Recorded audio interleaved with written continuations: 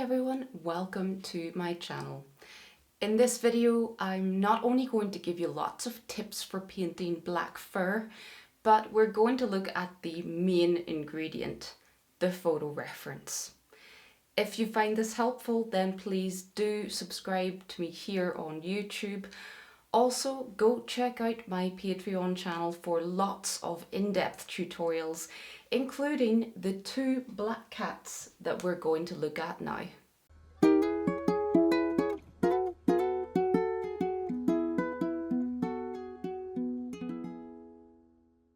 I've been asked to demo a black cat in soft pastel so many times. So I put the call out to my patrons, asking them for photos of their black cats. And I got such a huge response that I decided to not only paint one, but to choose 2 very lovely black cats to demonstrate quite different techniques. The first was lovely Una, a short-haired cat. My patrons sent me a cracking photo that I instantly wanted to paint. And then the second was Castro, a long-haired beauty. Another shot submitted by a patron. Now this one drew my attention because it's not the best photo in the world, but there was something so fun about his pose and his expression. And I thought it would be good to do this one to demo a longer fur type, but also to show how I deal with more difficult reference. Because this is my #1 tip if you want to paint any black animal. Good photo reference. Ideally, the photo's going to be well lit with some light to show a bit of definition and texture within the fur. Otherwise, it can just look like a black blob on the page. But of course, we don't live in a perfect world. Perhaps your client has sent you a photo of a black blob in dark conditions.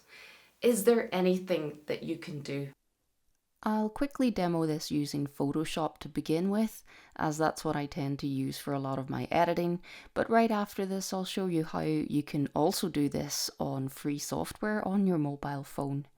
So here you can see the original photo reference. It's pretty dark, but when I zoom in I can see that there is decent resolution, so there should be something we can do here. I go to Image, Adjustments, and this is where you find all of your options. The first one I'll show you here is just simply adjusting the brightness and the contrast here. So that tends to brighten everything though, which is not necessarily what I want. What I really want is to just see what is in those darkest areas. The next one I'll show you is levels. There are several ways to do this and some are better than others. Levels also works in a similar way. You can decide to lighten or darken midtones, darks, highlights, and a similar thing then with curves. And these are all options that I would use at different times, and they all do a similar job, basically lightening the image.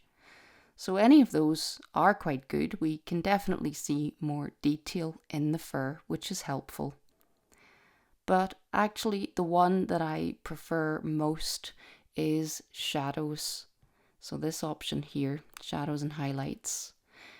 And this one tends to just focus on lightening the shadow areas, which is what I want from this image. I want to see what's in those darkest shadow areas without brightening the rest of it too much. And you can see that we still get some jet black areas on the cat where we still have very dark shadows, and those will be jet black in the painting. But it's the shadows option that I tend to use to lighten things. And then also I decided to crop this image just for the purposes of a little demo. And I like to do all of these things before I start to paint so that I can really settle on the composition and so that I can have a lot more information in my photo reference to work from. So here you can see the comparison between the original photo and what I had to work from, showing me just more of the structure of the cat's face.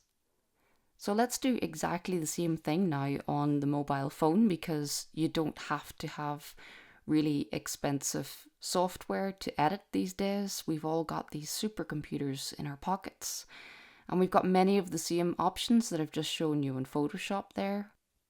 So that's using Brilliance, which also works quite well.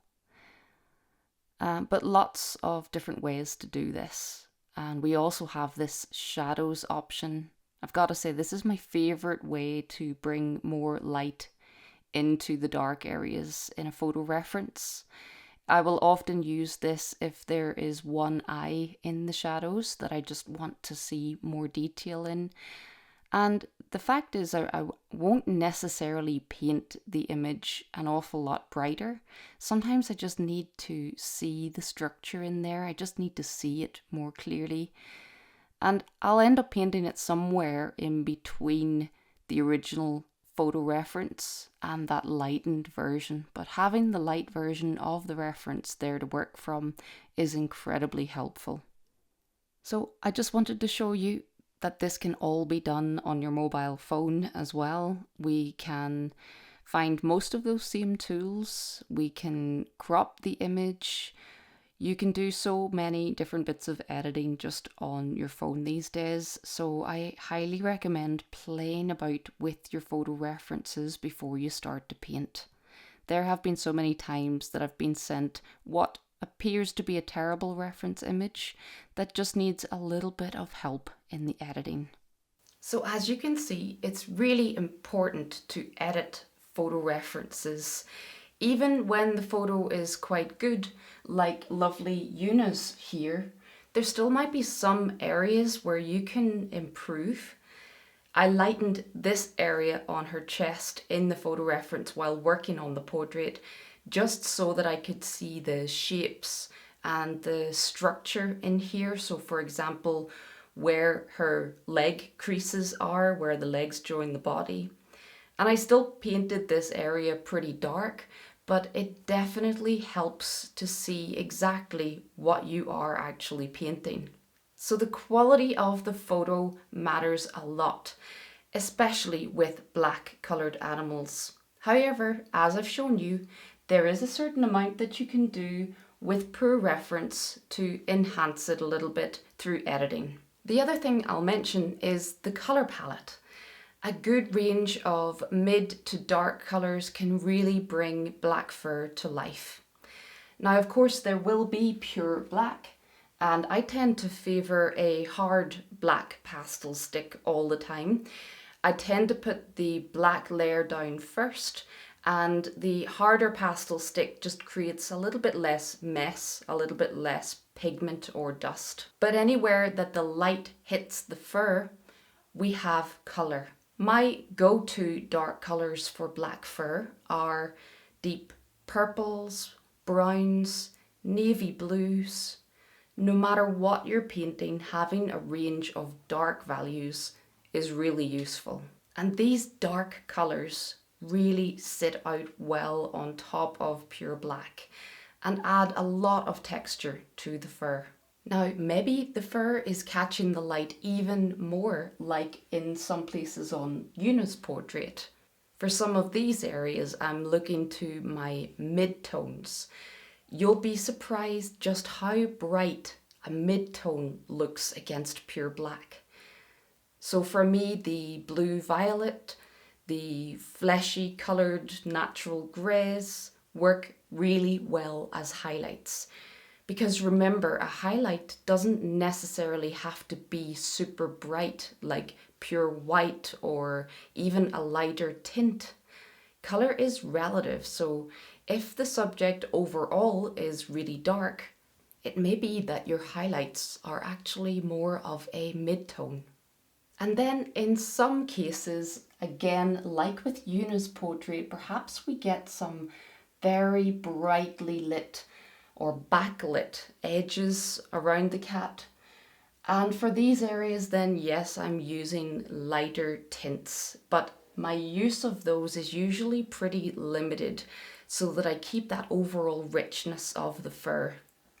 And in the case of Castro's portrait, I really didn't use anything brighter than this dusky blue violet, so a mid-tone as my brightest highlight. So those are my tips for painting black fur. Edit those photo references. If there is any hope for a dark or a poor quality photo reference, editing will bring out the full potential of the image, making it easier for you to paint it. And search for colour to define the texture of the fur. Black is never just black if there is light involved. But if you want to put some of this into action, then come and paint one of these two lovely black cats along with me. Or if it's more dogs that you're interested, I already have quite a few black dogs available in my tutorials library.